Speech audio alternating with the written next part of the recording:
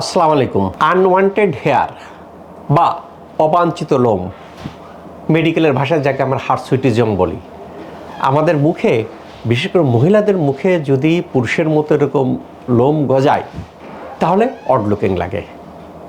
আমরা কি করি, দীর্ঘস্থায়ী ট্রিটমেন্ট না পেলে আমরা ওয়াক্সিং, শেভ, থ্রেডিং করে ক্ষণিকের জন্য আমরা এই পরিত্রাণ পাই। বাট আমরা যদি পার্মানেন্ট সলিউশন যাই, পার্মানেন্ট সলিউশন চাইতে গেলে লেজারে আসতে হয়। লেজারের পাশাপাশি যে কারণ প্রেক্ষাপটে আমার আনওয়ান্টেড অবাঞ্ছিত লোমগুলি গজিয়েছে সেইগুলি কারণটাকে জেনে কারণটাকে ছড়ায় ফেলতে হয়। আগে আমার যে আনওয়ান্টেড হেয়ার আছে, আগে আমি এটা রিলিভ করতে চাবো পার্মানেন্টলি, যেন আমাকে ডেলি শেভ করতে হয় না, ওয়াক্সিং করতে হয় না, যেন না হয়। তাহলে এই ক্ষেত্রে কী হয়, এই ক্ষেত্রে দেখা যায় যে অনেকগুলো লেজার এই ক্ষেত্রে কাজ করে। তার মধ্যে সবচেয়ে ইফেক্টিভ যে লেজারটা কাজ করে সেই লেজারটা শশীতে আছে। দেখা যায় যে শশীতে থাকায় কি এই লেজারটা কিভাবে কাজ করে, এই লেজারটা যখন আমাদের এখানে ধরা হয়, ধরলেই এপিডার্মিসের মধ্যে ওয়েবটা চলে যায়। ওয়েবটা চলে যায় চুলের যে গোড়া থাকে, হেয়ার ফলিকলের মেলানোসাইট এটাকে অ্যাবজর্ব করে। এই ওয়েবটা থেকে অ্যাবজর্ব করে হিটকে কনভার্ট করে।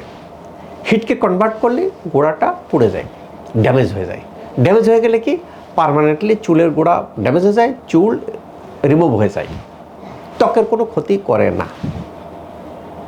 এখন সবার ত্বকে কি সবার সেশন লাগে না, ত্বক সেন্সিটিভিটি থাকে, তারপর ডিপেন্ড করে। এবং পাশাপাশি যে কারণে প্রেক্ষাপট এটা হয়ে থাকে, এটা কয়েকটা কারণে সাধারণত বেশি দেখতে পাওয়া যায়। একটা হলো পিসিওএস, একটা হলো হরমোন ইমব্যালেন্স, তারপর কিছু কিছু রোগ আছে, রোগের কারণে এটা হতে পারে, কিছু ওষুধের কারণে এটা হতে পারে, কাশিং সিনড্রোম একজন রোগ আছে, এটা হতে পারে। কাজেই আমরা ট্রিটমেন্টের পাশাপাশি যদি ভিতর থেকে যে কারণে প্রেক্ষাপটে যদি হরমোন ব্যালেন্স হয়, পিসিওএস হয়, তারও চিকিৎসা নেই, তাহলে দেখব ভিতর থেকে ভালো হবে, বাইরে থেকে ভালো হবে। বাইরে কী হবে, মুখের অবাঞ্ছিত লোম দূর হয়ে যাবে। আলহামদুলিল্লাহ, এর সাকসেস রেট অত্যন্ত ভালো, সন্তোষজনক। শশীতে যারা বিভিন্ন জায়গা যায় এতে কাঙ্ক্ষিত ফলাফল পাচ্ছেন না, বিভিন্ন লেজারে যায় কাঙ্ক্ষিত ফলাফল পাচ্ছেন না, তাদের ওয়েলকাম টু শশী। শশীতে আসবেন, ট্রিটমেন্ট নেবেন, আল্লাহর রহমতে ভালো হয়ে যাবে। আল্লাহ তাআলা আমাদের সবার মুখকে ভালো রাখুক এই প্রত্যাশায় আমি ডাক্তার শহীদুল ইসলাম।